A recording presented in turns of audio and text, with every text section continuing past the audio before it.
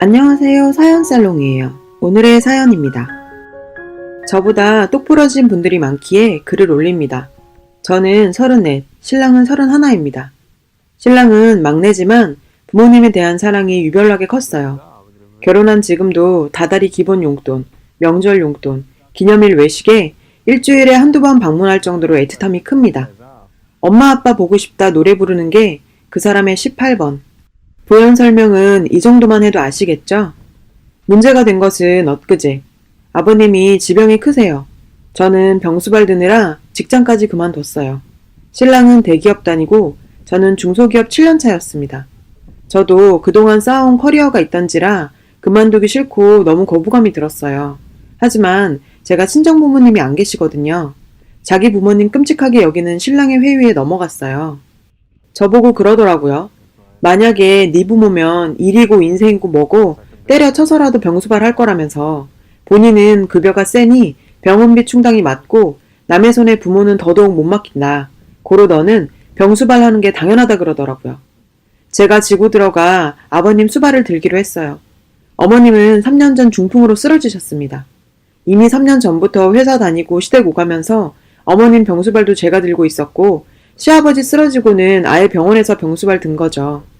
병수발한 지 한 달쯤 되니 오지랖 넓은 병실 사람들 말이 귀에 들어오더라고요. 수의를 해놓으면 오래 사신다는 얘기요. 저는 처음 들어서 깨름직했지만 당뇨는 유전이었고 아버님은 두 다리까지 절단하셔서 제 나름 간절한 마음에 아버님 수의를 지으러 갔어요. 수의하는 곳의 사장님도 효도오시라며 잘한 선택이라 하셔서 기뻤습니다. 건강하시길 바라며 그렇게 지어왔는데 수의를 본 신랑이 위아래 없는 또라이 년이라며 노발대발하네요. 부모도 없는 년이 남부모 욕보인다고요. 상의 없이 수의를 지었다는 게 제 잘못일 수도 있죠. 제 입장에서 얘기를 하자면 대기업은 돈 많이 주는 이유가 있더라고요. 정말 남편 얼굴 보기 힘듭니다. 새로운 프로젝트 시작되면 더더욱요. 한 달에 10번 미만으로 퇴근한다면 믿겨지세요?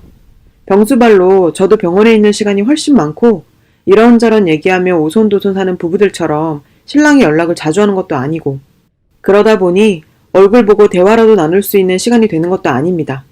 한 집에서 잠을 자는 것도 아니어서 상의할 생각조차 못했네요. 전 아버님 병원이나 어머님 댁에서 자요. 지금도 아버님 병원, 어머님 댁 계속 왕래 중이거든요. 남들은 독박 육아를 한다지만 전 독박 병수발을 해요. 당연하게 알아주는 이 없죠. 차라리 아이를 키운다면 내 새끼 이쁘다는 생각으로 귀염 떠는 맛도 보고 우울할 것 같진 않은데 쾌쾌한 집 냄새, 병원 분위기, 누워 계신 두 분. 정말 저는 일까지 관두고 헌신적으로 아버님 병원에 어머님 댁까지 매일 그런 삶의 연속인데 전 늘 그렇게 혼자였으니 그 부분도 혼자 생각하고 행동으로 옮겼어요. 독단적인 결정에 신랑도 화가 났을 수 있겠어요.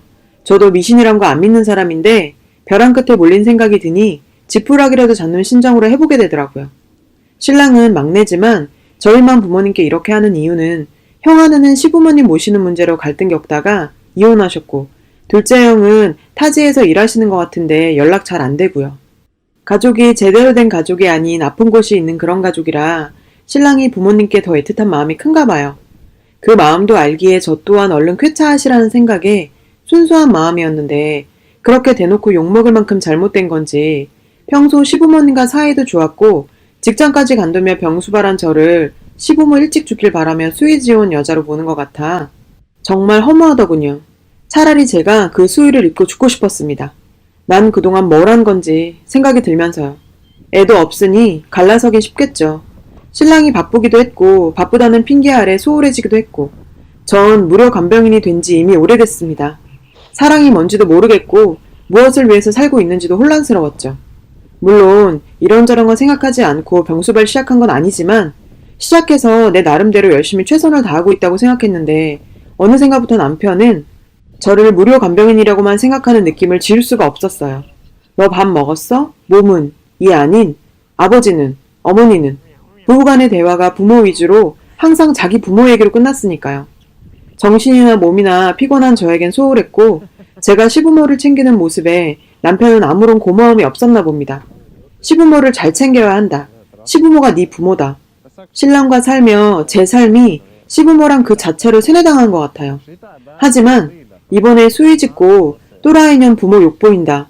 이 말 듣고 정신이 번쩍 들었어요. 신랑은 돈을 잘 번다는 이유만으로 모든 건 나에게 가혹했죠. 왜 그간 몰랐는지, 혹시 제가 알면서도 익숙하게 살아간 건 아닌지, 이젠 제 인생을 찾고 싶어졌습니다. 제 얘기 듣지도 않고 욕부터 하는 그런 인간과 살면서 인생을 허비하기에는 제 인생이 아깝다는 생각이 드네요.